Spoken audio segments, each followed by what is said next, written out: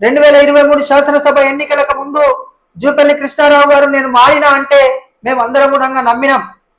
పంచతంత్ర కథల్లో ఓ పులి బాటసారి కథ ఉంటది.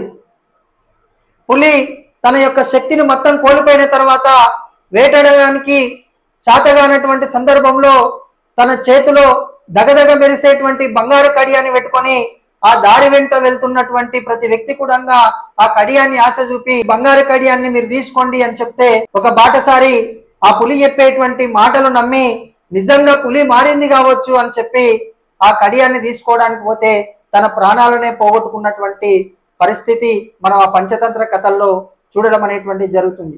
మీరు మారిండ్రు అని చెప్పడం చేత 2023 శాసనసభ ఎన్నికల కంటే ముందు మా పార్టీ పదవులకు మేము త్యాగం చేసి మా సొంత డబ్బులు ఖర్చు పెట్టుకొని మీరు ఎమ్మెల్యేగా కావడానికి మేము తోడ్పాటు అందించడం అనేటువంటిది జరిగింది.